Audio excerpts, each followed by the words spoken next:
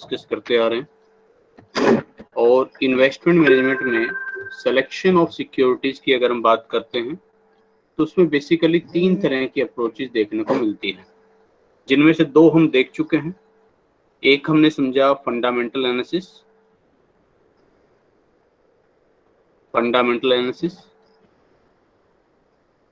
दूसरा हमने अभी काफी डिटेल में पढ़ा हाल ही में टेक्निकल एनालिसिस।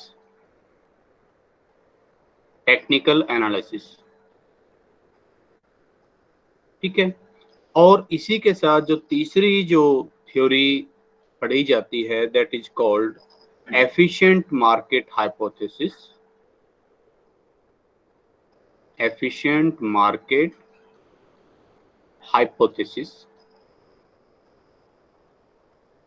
या जिसको हम बोल सकते हैं रैंडम वॉक थ्योरी।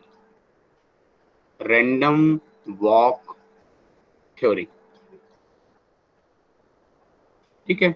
तो ये 3 अजम्पशंस हैं। जब हमने फर्स्ट डे डिस्कशन स्टार्ट किया था कि how do we select the securities for investment, तो वहां हमने तीनों का एक बेसिक इंट्रोडक्शन तीनों का हमने पढ़ा था।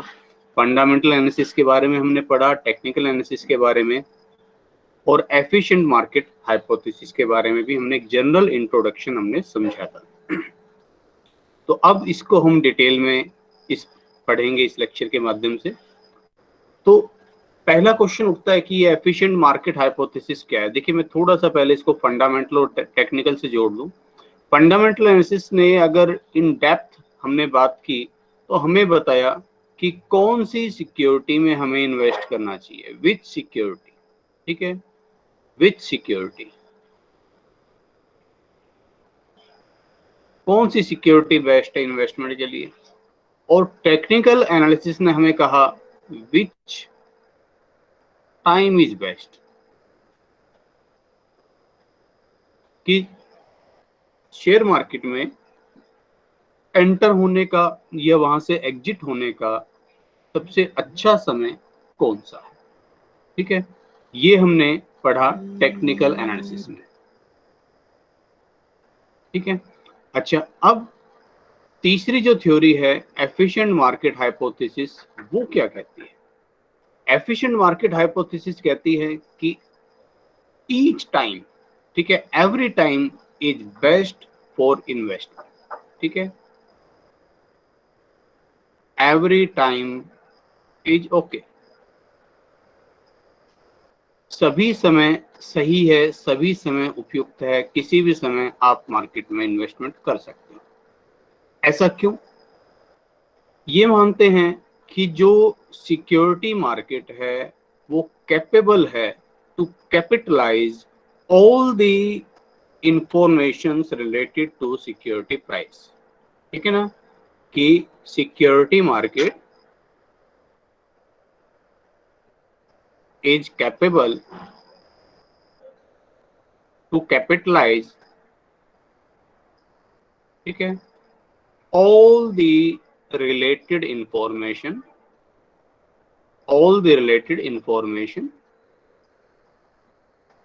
सभी रिलेटेड इंफॉर्मेशंस को कैपिटलाइज करने में सक्षम है। ठीक है, यानी कि हम यूं कह सकते हैं कि जो सिक्योरिटी प्राइस है वो रिफ्लेक्ट करते हैं उसकी एक्चुअल पोजीशन। ठीक है, सो ऑल द रेलेवेंट, ठीक है, all the relevant information are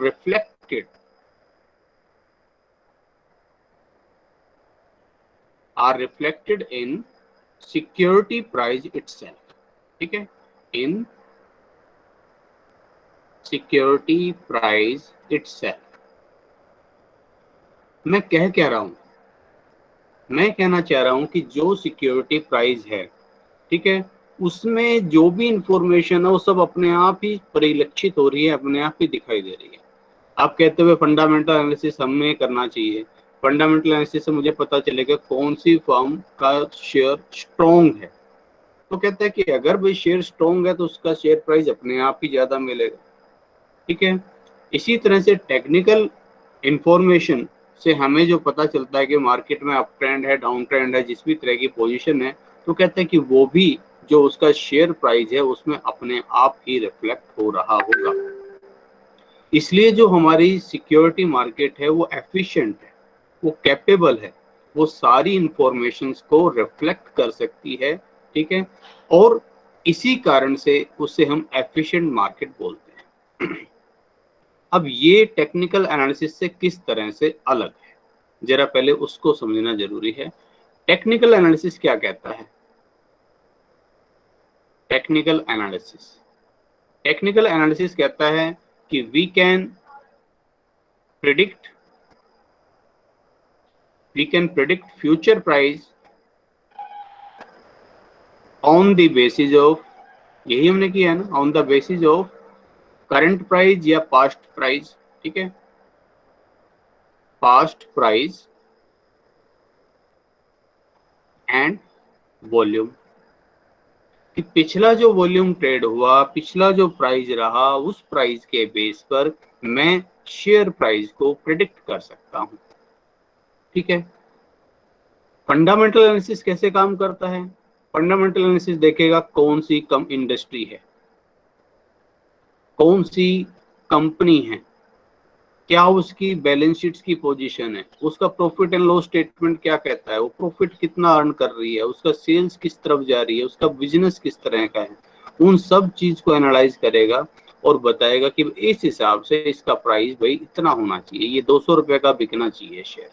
अब आप देख लो, अगर 200 से कम का बिक रहा हो तो आप इसको खरीद सकते हो, आपको फायदा हो जाएगा। अगर 150 का बिक रहा है तो आने वाले टाइम में 200 तक पहुंच सकता है, इसको खरीदो, 50 रुपए की बचत मिल जाएगी। टेक्निकल एनालिसिस क्या कहता है? उसको कोई लेना देना नहीं कि कौन सी इंडस्ट्री है, कौन सी कंपनी है, कुछ नहीं, ये सिर्फ पैटर्न को पकड़ता है। ये कहता है कि भाई मैंने, जैसे मान लीजिए मैं शेयर प्राइस लिख रहा हूँ 10 रुपए, 12 रुपए, 14 रुपए, ठीक है, 16 रुपए, 18 रुपए, 20 रुपए। अब मैंने पूछा बताओ व्हाट नेक्स्ट, आप शायद झट से कहेंगे जी 22 रुपए, ठीक है।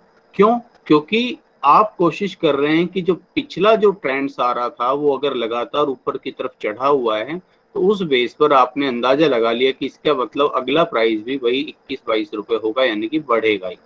इसी तरह से लगातार अगर ये गिर रहा हो तो आप ये अंदाजा लगा लेंगे कि इस हिसाब से और गिरेगा। लेकिन जो रैंडम वॉक थ्योरी क्या कहती है, एफिशिएंट मार्केट हाइपोथेसिस का बेस है रैंडम वॉक थ्योरी।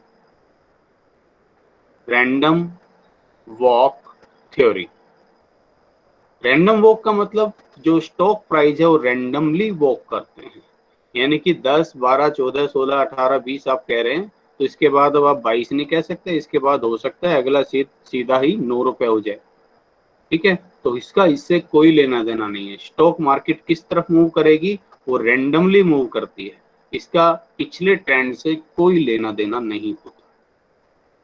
अब क्वेश्चन उठता है कि रैंडम वॉक करती क्यों है? ये कहते हैं कि स्टॉक प्राइस मूव होता है भैया, पिछले ट्रेंड से मूव नहीं होता, ये करंट मार्केट इंफॉर्मेशन पर काम करता है, लेटेस्ट इंफॉर्मेशन क्या है उस पर काम करता है। फंडामेंटल एनालिसिस हिस्टोरिक इंफॉर्मेशन लेता है, जैसे कि हमने पढ़ा कि भाई हमारे पास 2 महीने पहले के जो डेटा है वहां से हम देखेंगे कि कंपनी की सेल्स किस तरह से चल रही है, इसकी प्रॉफिटेबिलिटी कितनी है, इसका प्राइस अर्निंग रेशियो क्या रहा है, ठीक है। टेक्निकल एनालिसिस पिछला ट्रेंड लेकर चलता है। लेकिन जो आपका एफिशिएंट मार्केट हाइपोथेसिस कहता है कि ये रैंडम वॉक होगा। रैंडम वॉक का मतलब है कि स्टॉक प्राइस किस तरफ मूव होगा ये हमें भी नहीं पता, आप कोई इसमें से प्रेडिक्ट नहीं कर सकते। पिछले पैटर्न के बेस पर आप ये नहीं कह सकते कि अगर स्टॉक प्राइस लगातार 10 दिनों से बढ़ रहा है तो आज भी 11वें दिन बढ़ेगा, हो सकता है आज उसमें बहुत बड़ी गिरावट आ जाए, और अगर लगातार पिछले 20 दिनों से गिर रहा है तो आगे गिरता ही चला जाएगा, हो सकता है उसमें फिर से बढ़ोतरी आ जाए, ठीक है। कोरोना टाइम आपने देखा होगा, मैं बार बार उसका एग्जांपल देता हूँ, उसमें स्टॉक प्राइस इतने ज्यादा गिरे, ठीक है, कि लोगों को ये लगने लगा कि अब तो पता नहीं कितने और नीचे हो जाएंगे। जो स्टॉक मान लीजिए 1000 रुपए का कोई शेयर था और वो गिरते गिरते मान लीजिए 400 पर आ गया, तो लोगों को लग रहा था अब तो इस हिसाब से 300 पे भी जाएगा, अब तो इस हिसाब से 200 पर भी जाएगा, हो सकता है 100 का ही हो जाए, हो सकता है वर्थलेस हो जाए। लेकिन अचानक फिर से करवट बदली और वो 400 से फिर से वो अचानक उसने बढ़ना शुरू कर दिया। तो कहाँ से बढ़ना शुरू हो जाएगा और कहाँ से गिरना शुरू हो जाएगा ये कहना बड़ा मुश्किल है। And it all depends on latest information. ठीक है, तो मैं ये कह सकता हूं कि अगर कोई बेस हो सकता है शेयर प्राइस की मूवमेंट्स का, तो वो है मार्केट इंफॉर्मेशन रिलेटेड इंफॉर्मेशन। ठीक है, तो एफिशिएंट मार्केट हाइपोथेसिस कहती है share prices move on the basis of latest market information. ये सब कुछ इंफॉर्मेशन का खेल है। अगर इंफॉर्मेशन पॉजिटिव आती है तो शेयर प्राइस बढ़ने लग जाते हैं, और अगर इंफॉर्मेशन नेगेटिव आती है तो शेयर प्राइस में गिरावट होने शुरू हो जाती है। और ये आपने देखा भी होगा, ये जो आपकी हाइपोथेसिस है सबसे ज्यादा प्रैक्टिकली ये एप्लीकेबल होती है। आपने देखा होगा, इस तरह की न्यूज सुनी होगी, भाई बजट आया और आपने कहा कि हाँ भाई शेयर बाजार में रौनक, बजट का स्वागत हुआ। ठीक है, सेंसेक्स में चढ़ाई।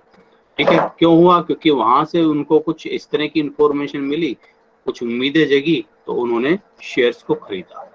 इसी तरह से अगर मान लीजिए बजट में कोई प्रोविजन ऐसा नहीं आया जिसकी उम्मीद थी, और एकदम आप कहेंगे कि इन्वेस्टर मायूस और शेयर बाजार जो है लुढ़का, तो तुरंत जैसी इंफॉर्मेशन आती है उसी के हिसाब से शेयर बाजार एकदम से रिएक्ट कर देता है। इसी चीज का नाम है efficient market theory, random walk theory. यानी कि रैंडम वॉक थ्योरी, जैसे कि मैं अक्सर कहा करता हूँ कि एक जैसे फिल्मी गाना है, मैं इधर चला मैं उधर चला, जाने कहाँ किधर चला, तो खुद इसको भी नहीं पता कि वो किधर चलेगा, इसकी मूवमेंट्स किस तरफ होगी इसे नहीं पता है। ठीक है, तो ये मूवमेंट्स होगी on the basis of information, और इंफॉर्मेशन क्या आएगी उसको प्रिडिक्ट करना बहुत मुश्किल है। ठीक है, तो किस तरह की इंफॉर्मेशन आएगी? शेयर प्राइस मूव होगा on the basis of information, और इंफॉर्मेशन हमेशा अनसर्टेनिटी रहती है, और क्योंकि इंफॉर्मेशन में अनसर्टेनिटी रहती है इसलिए शेयर प्राइस के मूवमेंट्स में भी अनसर्टेनिटी रहती है। तो ये थ्योरी सिंपली एक बात कहती है कि आप लेटेस्ट मार्केट पर निगाह रखें, लेटेस्ट मार्केट इंफॉर्मेशन पर निगाह रखें, और जैसे इंफॉर्मेशन आए, जो जितनी जल्दी रिएक्ट कर देगा उतना ही अर्न कर लेगा।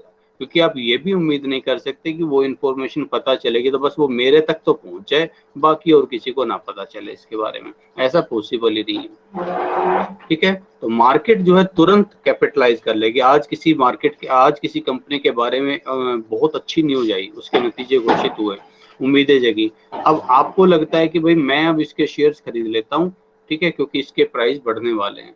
अब ऐसे सोचने वाले अकेले आप नहीं हैं। कल जब मार्केट ओपन होगी और आप उसके शेयर्स खरीदने जाएंगे तो उसके प्राइस ऑलरेडी बढ़ चुके होंगे। ठीक है, तो इसलिए जो आप ही केवल एकमात्र समझदार नहीं है, आप तक ही केवल इंफॉर्मेशन पहुंचे ऐसा भी नहीं है। ठीक है, तो इसलिए जो भी शेयर प्राइस होगा वो उस लेटेस्ट इंफॉर्मेशन को रिफ्लेक्ट करता हुआ ही होगा। हाँ, इसमें इतना जरूर होगा कि कुछ लोग जो बिल्कुल सजग हैं वो तुरंत जाग जाएंगे, कुछ लोग उनको देखकर थोड़ा सा लेट जागेंगे, और कुछ लोग जब बहुत कुछ हो चुका होगा ना उसके बाद लास्ट में भागेंगे। ठीक है, जिसमें ज्यादातर आपके रिटेल इन्वेस्टर्स होते हैं, और इसीलिए जब तक वो लास्ट में पीछे पहुंचते हैं, ठीक है, जैसे आपने नेटवर्क मार्केटिंग को देखा होगा ना कि एक आदमी ने चेन बनाई, चेन मार्केटिंग जैसे करते हैं, 3 लोगों को मेंबर बनाया, ठीक है, और उसने कहा कि भाई इतना कमीशन मिलेगा, तुम आगे 3 मेंबर बनाओ। इस तरह के आपने बहुत सुना होगा, इस तरह के लोग आजकल काफी करते हैं इस तरह से। ठीक है, अब यहाँ से ये 3 मेंबर बनाएंगे फिर इनको कमीशन मिलेगा। अब उसमें क्या होता है कि बॉटम वाले तो कमा चुके होते हैं, और लास्ट में फिर जब ये चेन बहुत आगे बढ़ चुकी होती है तो लास्ट वाले अक्सर डूबा करते हैं। और रिटेल इन्वेस्टर्स की भी हालत लगभग वैसी ही होती है, वो इतना लेट रिएक्ट करता है, जब तक उसको मार्केट इंफॉर्मेशन का पता चलता है तब तक शेयर ऑलरेडी ओवर प्राइस हो चुका होता है, और उसके बाद फिर उसके बढ़ने के बजाय गिरने के चांसेस अधिक हो जाते हैं, और उसको नुकसान उठाना पड़ता है। ठीक है, तो इस तरह से ये मार्केट मूव करती है, इसी का नाम है एफिशिएंट मार्केट थ्योरी। ठीक है, तो अब अगर हम इसको लिखना चाहें तो हम ये लिख सकते हैं, एन एफिशिएंट स्टॉक मार्केट। जरा अब पहले मैं इसको रैंडम वॉक थ्योरी को मैंने बता दिया कि रैंडम वॉक थ्योरी के अनुसार, पहले जरा इसी को देखो, रैंडम वॉक थ्योरी क्या कहती है। रैंडम वॉक थ्योरी ये कहती है कि stock price moves on the basis of market information. ठीक है, मैं लिख देता हूं पहले। रैंडम वॉक थ्योरी कहती है stock price do not move, ठीक है, according to any past pattern. Stock price किसी पास्ट पैटर्न के हिसाब से मूव नहीं करते हैं, ठीक है। दे फॉलो या they moves according to market information, वो मार्केट इंफॉर्मेशन को फॉलो करते हैं। और फिर आप लिखेंगे मार्केट इंफॉर्मेशन ऑलवेज जो है इम्प्रिडिक्टेबल, ठीक है। Market informations are unpredictable, market informations unpredictable होती हैं, ठीक है। और जब वो अनप्रिडिक्टेबल होते हैं, इसलिए जो शेयर प्राइस जो है उनका जो मूवमेंट्स होती है उसमें रैंडम वॉक होती है। Hence share price moves, moves का मतलब बढ़ना या घटना, ठीक है, इंक्रीज और डिक्रीज रैंडमली, ठीक है। शेयर प्राइस बढ़ते हैं या घटते हैं, कैसे बढ़ते हैं, रैंडमली बढ़ते हैं या घटते हैं, मार्केट इंफॉर्मेशन के हिसाब से बढ़ते घटते हैं। इसका पिछले पैटर्न से, पिछले ट्रेंड से कोई लेना देना नहीं होता है। और अगर परफेक्ट रैंडमनेस हो, अगर शेयर प्राइस में परफेक्ट रैंडमनेस हो तो उसी को मार्केट एफिशिएंसी बोलते हैं, ठीक है। मार्केट एफिशिएंसी, मार्केट एफिशिएंसी तब होती है when share price are capable to reflect, ठीक है, share price are capable to reflect all the relevant information, ठीक है, all the price sensitive information. जब शेयर प्राइस सभी प्राइस सेंसिटिव इंफॉर्मेशंस को रिफ्लेक्ट करने में सक्षम होते हैं तो उसे मार्केट एफिशिएंसी बोलते हैं, ठीक है। यानी कि मार्केट जब एफिशिएंट होगी तो no one will be able to earn, no one will be able to outperform, ठीक है, इन लॉन्ग टर्म या कंटिन्यूसली, ठीक है। नो वन, नो वन का मतलब no investor will be able to outperform। Outperform का मतलब क्या है, एक होता है अंडर परफॉर्म, एक होता है आउट परफॉर्म। जरा पहले इसको समझ ले। मार्केट का ओवरऑल रिटर्न्स क्या है, सेंसेक्स का रिटर्न क्या है, इस दिए गए पीरियड में सेंसेक्स में 10% की बढ़ोतरी हुई और आपका जो इन्वेस्टमेंट है उसमें आपने 12% कमाया, तो you are outperforming by 2%। अगर मार्केट में, ओवरऑल मार्केट ने 10% कमाया लेकिन आपने केवल 6% कमाया या हो सकता है गवाया, उल्टा भी हो जाए, तो you are underperforming, your investment is underperforming. तो कहता है कि कोई भी इन्वेस्टमेंट लॉन्ग टर्म में आउट परफॉर्म पोजिशन पर नहीं रह सकता। No one will be able to outperform, ठीक है, कंटिन्यूसली, ठीक है, in long run.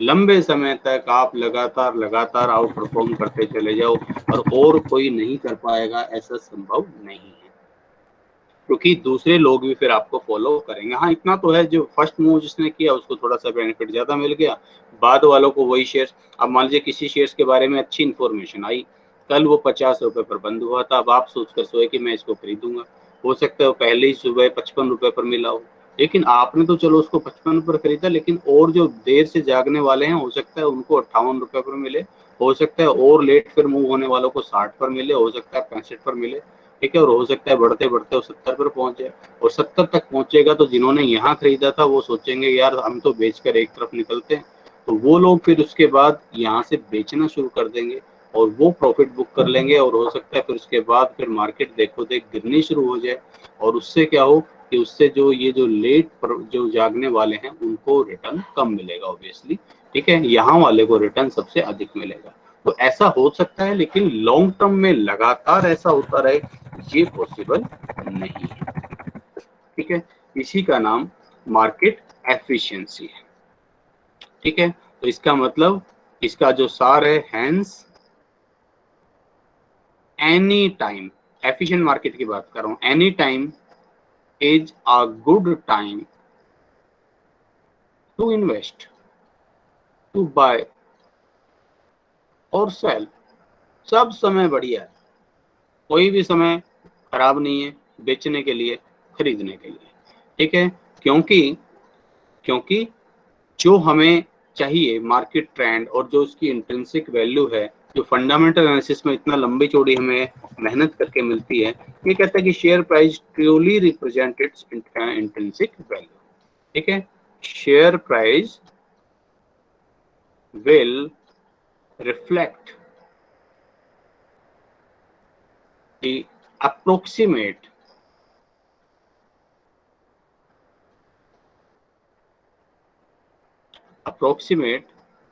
intrinsic value of shares।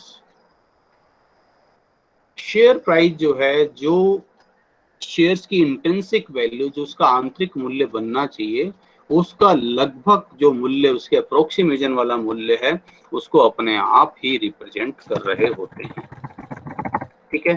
तो इस तरह से ये इसकी अजम्पशन है। तो यानी कि मैं मार्केट को एफिशिएंट कब कहूंगा, ठीक है, when market is fully efficient.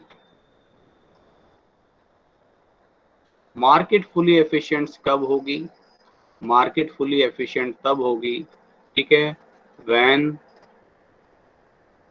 No one can outperform in long run, ठीक है, and share price always move randomly. अगर शेयर प्राइस में कोई पैटर्न नहीं नजर आता है, तो रेंडमली मूव कर रहे हैं शेयर प्राइजेस, तो हम कह सकते हैं कि मार्केट एफिशिएंट है। लेकिन परफेक्ट एफिशिएंसी कभी भी नहीं हो सकती। तो यहाँ से आपका क्वेश्चन भी बनता है, इसमें पूछा जाता है कि there are 3 types of market efficiency. Market efficiency को हम 3 कैटेगरी में बांटते हैं। There are 3 types of market efficiency,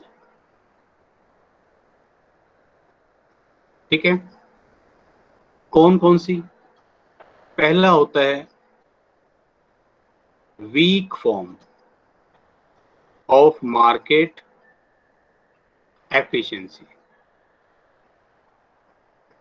weak form of market efficiency, और आपको ये चीज देखने को मिलेगी, ठीक है, इंडिया में तो खास तौर पर, और आप वहीं कहीं बाहर भी देखेंगे तो भी आपको जो है क्राउड बिहेवियर जरूर मिलेगा। तो week form of market efficiency वहां होती है जहां आप जो है केवल पास्ट इंफॉर्मेशन है ना, वो शेयर प्राइस को अफेक्ट करती है। Share prices affects because of past past informations, ठीक है, अवेलेबल पब्लिकली, पब्लिकली जो इंफॉर्मेशन अवेलेबल है, पब्लिक डोमेन में जो इंफॉर्मेशन आ चुकी है, पब्लिश्ड हो चुकी है, ठीक है, कंपनी के जो एनुअल रिपोर्ट्स है पब्लिश हो चुकी है, कंपनी के बारे में और कोई इंफॉर्मेशन न्यूज़पेपर में जो आ चुकी है, उनके हिसाब से मार्केट मूव करती है। तो जाहिर सी बात है यहाँ पर हिडन इंफॉर्मेशन काम करती है, ठीक है। तो इसका मतलब अगर किसी के पास इनसाइड इंफॉर्मेशन होगी तो वो सुपर नॉर्मल प्रॉफिट अर्न कर सकता है, इसका मतलब, ठीक है। सो देयर में बी सम पैटर्न्स, ठीक है, which can be followed by stock price। तो स्टॉक प्राइस किसी पैटर्न को फॉलो कर सकता है, हो सकता है स्टॉक प्राइस किसी पैटर्न को फॉलो करे, मतलब यहाँ हो सकता है टेक्निकल एनालिसिस कुछ हद तक काम कर रहा हो, ठीक है।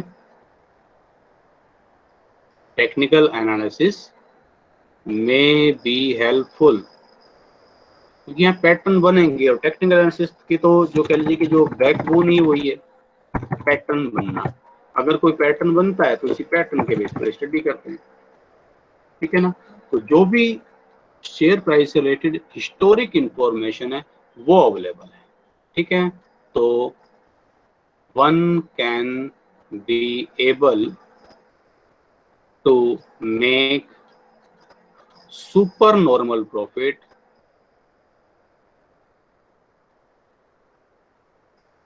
ठीक है, कोई आदमी सुपर नॉर्मल प्रॉफिट अर्न कर सकता है, ठीक है,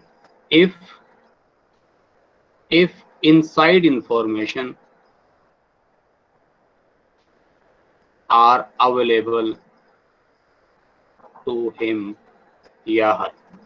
तो इनसाइडर ट्रेडिंग जो कंसेप्ट आपने पढ़ा होगा, तो इनसाइडर ट्रेडिंग अगर होती है, अगर कोई इनसाइड इंफॉर्मेशन आपके पास अवेलेबल होती है, तो you will be able to earn super normal profit, क्योंकि यहाँ मार्केट ट्रेंड्स को फॉलो कर रही हो। दूसरी जो फॉर्म होती है that is called semi strong form. Semi strong form of market efficiency, market efficiency की सेमी स्ट्रॉन्ग फॉर्म, पूरी तरह से स्ट्रॉन्ग में नहीं, ठीक है, और पूरी तरह से वीक भी नहीं। तो यहाँ आपके पास जो है लगभग सभी तरह की इंफॉर्मेशन आपके पास अवेलेबल रहेगी, सभी तरह की पब्लिक इंफॉर्मेशन आपके पास अवेलेबल रहेगी, ठीक है। तो ऑल पब्लिक इंफॉर्मेशन, हिडन अभी भी नहीं। वहां तो मेनली लोग हिस्ट्री पर ही बिलीव कर रहे थे। देखो इन दोनों में फर्क क्या है, कहीं कंफ्यूजन हो तो, वहां जो पिछला था एक स्टॉक, ये स्टॉक कभी 1100 रुपए का हुआ करता था, ठीक है, अब आज वो 200 रुपए का है, लेकिन फिर भी लोग उस उम्मीद में पकड़े हुए हैं कि अरे कभी 1100 का शेयर हुआ करता था, हो सकता है दोबारा 1100 पर पहुंचे, हो सकता है पहुंच भी जाए, लेकिन हो सकता है कभी भी ना पहुंचे, ठीक है। तो वहां क्या होता है कि लोग एक पास्ट इंफॉर्मेशन उसको पकड़े रहते हैं, उसको फॉलो कर रहे होते हैं, ठीक है। तो पास्ट पर ज्यादा बिलीव करते हैं, पैटर्न्स पर ज्यादा बिलीव करते हैं। इंफॉर्मेशन पब्लिक डोमेन में अवेलेबल होती है, लेकिन लोग उनको बहुत ज्यादा ध्यान उस पर नहीं देते, उनके हिसाब से रिएक्ट नहीं करते। लेकिन सेमी स्ट्रॉन्ग मार्केट में क्या है, all public information are available, ठीक है। इंडिया में ज्यादातर ये वाली आपको सेमी स्ट्रॉन्ग फॉर्म मिलेगा, ठीक है, सभी पब्लिक इंफॉर्मेशन अवेलेबल होती हैं। वो बात अलग है कि कुछ लोग उन पर ध्यान नहीं देते, ठीक है। एक्टिव ट्रेडर अगर हैं तो वो तो रोज जो है मार्केट से रिलेटेड इंफॉर्मेशन को देखेगा, स्टॉक न्यूज को देखेगा, क्या चल रहा है क्या नहीं चल रहा। जो पैसिव इन्वेस्टर्स है, ट्रेडिशनल, जिसने लॉन्ग टर्म इन्वेस्टमेंट कर रहा है, ठीक है, वो अक्सर उसमें शेयर खरीदने के बाद वो बैठ गया, वो डेली वो चेक नहीं करता कि अब स्टॉक से रिलेटेड लेटेस्ट न्यूज क्या आ रही है। और इवन डे ट्रेडर्स भी जो हैं, जो रिटेलर्स हैं, वो कई बार बिना देखे ही बस ऐसी दी गई मतलब अपनी मर्जी से क्यों इन्वेस्ट कर दिया और क्यों उसको बेच दिया, उनको खुद भी नहीं पता होता। लेकिन फिर भी यहाँ ऑल पब्लिक इंफॉर्मेशन अवेलेबल होती है, और stock price moves on the basis of public information, यानी कि stock price will capitalize all public information itself, ठीक है। Stock price will be able to capitalize all public information, यानी कि कोई कंपनी अब अच्छा डिविडेंड देने वाली है, ठीक है, और उस वजह से उसके शेयर्स प्राइस बढ़ने वाले हैं या फायदा होने वाला है, तो सिर्फ आप अकेले नहीं हो जो आपको पता चले, आप तो सोचोगे मैं खरीद लेता हूँ, बस ये सारा फायदा मुझे ही मिल जाएगा, ऐसा नहीं है, सभी को उसके बारे में पता होगा। तो stock price will be able to reflect, ये will be able to capitalise, ठीक है, ऑल पब्लिक इंफॉर्मेशन, सारी पब्लिक इंफॉर्मेशन को कैपिटलाइज करने में सक्षम रहेगा, ठीक है। इसलिए सुपर नॉर्मल प्रॉफिट की गुंजाइश किसी के पास नहीं है सिवा इनसाइडर ट्रेडिंग करने वाले के, ठीक है। सो सुपर प्रॉफिट या super normal profit is possible only if you have some inside information, वो चीज अनएथिकली मानी जाती है। तो इस तरह की अगर आपके पास इंफॉर्मेशन हो तब तो बेशक सुपर प्रॉफिट की आप उम्मीद कर सकते हैं। सुपर प्रॉफिट शॉर्ट टर्म की मना नहीं कर रहा हूं मैं बार बार बोल रहा हूं इन लॉन्ग रन, क्योंकि यहाँ लेट मूवर और अर्ली मूवर का तो फर्क रहेगा, लेकिन लगातार बस वो आपको ही मिलता रहे ऐसा संभव नहीं है। लॉन्ग रन में आप इनसाइड इंफॉर्मेशन के बिना कोई सुपर प्रॉफिट अर्न नहीं कर सकते, क्योंकि जो भी पब्लिक डोमेन की इंफॉर्मेशन होगी सभी शेयर प्राइस में रिफ्लेक्ट हो जाएगी। डिविडेंड घोषित किया तो उसका अपने आप शेयर प्राइस उसको कैपिटलाइज कर देगा, कोई और बोनस शेयर्स घोषित हो रहे हैं तो शेयर प्राइस उसको अपने आप कैपिटलाइज कर देगा, कोई बाय बैक का ऑफर आ रहा है तो शेयर प्राइस अपने आप उसको रिफ्लेक्ट कर लेगा, कोई कंपनी को लेकर कोई गुड न्यूज आ रही है, कंपनी कोई नया एमलगमेशन करने जा रही है तो शेयर प्राइस अपने आप उसको रिफ्लेक्ट करेगा। तो ये सब चीजें अपने आप उसमें रिफ्लेक्ट हो जाएगी और उसी के अकॉर्डिंगली शेयर प्राइस या तो तेजी से भागने लग जाएगा या फिर गिरने लग जाएगा। और तीसरी होती है जो आपकी स्ट्रॉन्ग एफिशिएंट जो है इसमें market, strong form of market. Strong form of market एक वैसे तो एक हाइपोथेटिकल टर्म है, मैं कहूंगा प्रैक्टिकल लाइफ में तो इसको देखना बड़ा बड़ा मुश्किल है। ये कहती है कि not even insider can make super normal profit, ठीक है, not even insider can make super normal profit।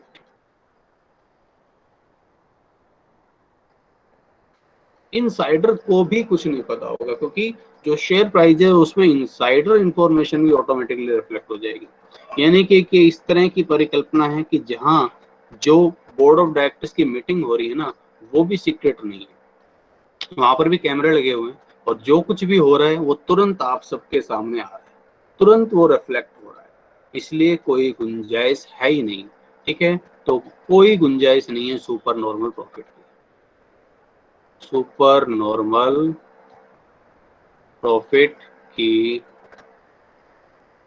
कोई गुंजाइश नहीं, ठीक है। उसे हम बोलते हैं स्ट्रॉन्ग फॉर्म ऑफ मार्केट, ठीक है। तो एक जनरल आपको एक ओवरव्यू इनके बारे में पता चल गया होगा, इन पर शॉर्ट नोट भी आपके आते हैं, ठीक है, कि किस तरह की मार्केट को हम स्ट्रॉन्ग मार्केट बोलते हैं, किसको सेमी स्ट्रॉन्ग बोलते हैं और किसको हम वीक फॉर्म ऑफ मार्केट बोलते हैं। प्रैक्टिकल लाइफ में आप जब देखेंगे जो शेयर मार्केट है वो आपको तीन तरह की मिलेगी, ठीक है, या जो है जनरली दो तरह की मिलेगी, या तो वीक फॉर्म ऑफ मार्केट मिलेगी या फिर सेमी स्ट्रॉन्ग ऑफ मार्केट मिलेगी। सबसे ज्यादा जो प्रचलित रूप है वो सेमी स्ट्रॉन्ग है। पहले जब तक जो ये आपके शेयर जो हैं ये सब इंटरनेट से इतने हम लोग जुड़े हुए नहीं थे, जो बहुत ज़्यादा इंफॉर्मेशन लोगों तक नहीं पहुंच पाती थी, जब तक आप शेयर मार्केट में ना जाएं तब तक आपको पता नहीं चलेगा न्यूज़पेपर अगले दिन जाकर आपको मिलेगा, तब जाकर आपको इंफॉर्मेशन मिलेगी, वहाँ वीक फॉर्म काम कर रही थी। लेकिन अब आप सब लोग इंटरनेट से जुड़े हुए हैं, आप सबके पास उसका ऐप है, ठीक है, तो तुरंत जो है आप जो भी इंफॉर्मेशन होती है तुरंत आपके पास स्टॉक न्यूज़ के रूप में रिफ्लेक्ट हो जाती है। सेंसेक्स या निफ्टी की आपने वेबसाइट ओपन करी हुई है, तो जो भी इंफॉर्मेशन है तुरंत विद इन सेकेंड्स आपके पास डिसेमिनेट हो जाती है।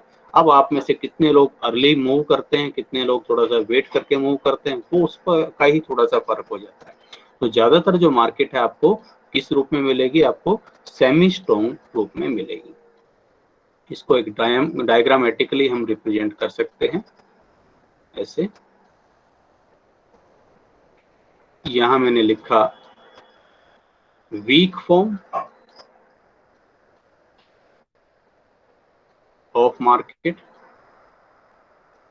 ये सेमी स्ट्रॉन्ग और ये स्ट्रॉन्ग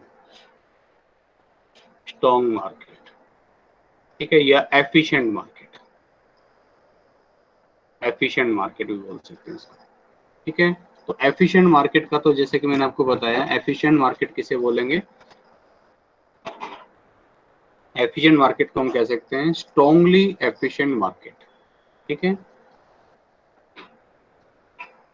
स्ट्रांगली एफिशिएंट मार्केट, ठीक है।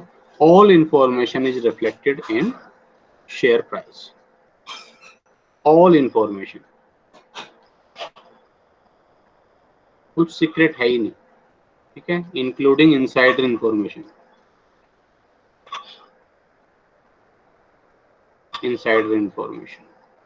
Reflected in price.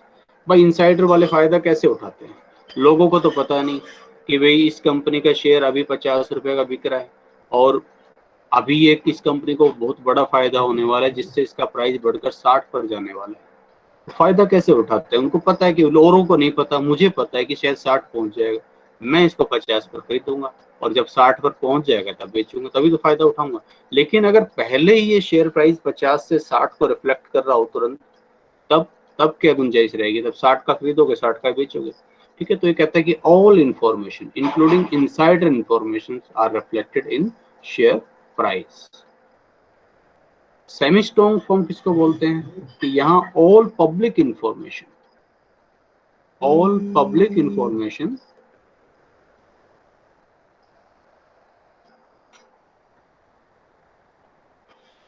Are reflected in share price. सारी पब्लिक इंफॉर्मेशन इसमें अवेलेबल होती है, यानी कि insiders can make super normal profit, ठीक है, ये मैं आपको बता ही चुका हूँ।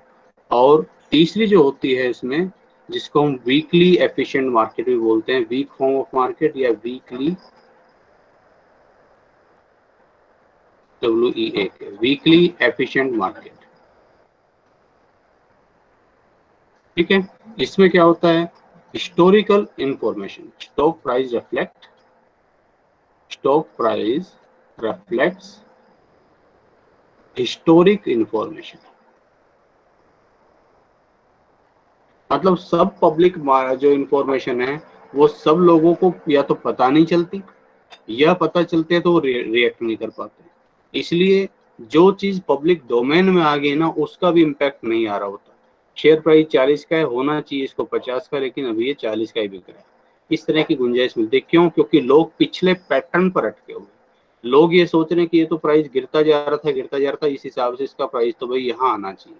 लेकिन हो सकता है जो अभी लेटेस्ट इंफॉर्मेशन है वो इशारा कर रही है कि इसका प्राइस 50 रुपए होना चाहिए, ठीक है। तो यहाँ पर जो प्रॉपर एनालाइज कर लेगा, सही टाइम पर जो मूवमेंट्स कर देगा, उसके पास मौका रहेगा सुपर नॉर्मल प्रॉफिट अर्न करने का, ठीक है।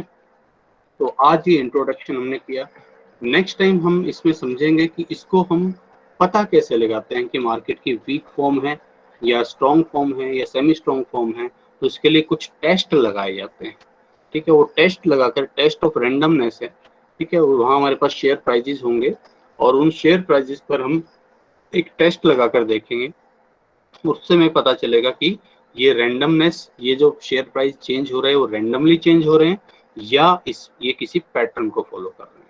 अगर किसी पैटर्न को फॉलो कर रहे होते तो हम उसको वीक फॉर्म बोल देते हैं, और अगर वो पैटर्न फॉलो नहीं हो रहा होता तो हम उसको स्ट्रॉन्ग फॉर्म बोलते हैं, ठीक है, या रैंडमली वॉक कर रहे हैं तो उसको हम समझेंगे। और मार्केट जो है वीक फॉर्म ऑफ मार्केट क्यों रह जाती है, ठीक है, उस बारे में हम नेक्स्ट लेक्चर में डिस्कस करेंगे, ठीक है। आज इसको इतना करिए, नेक्स्ट टाइम इससे आगे समझते हैं।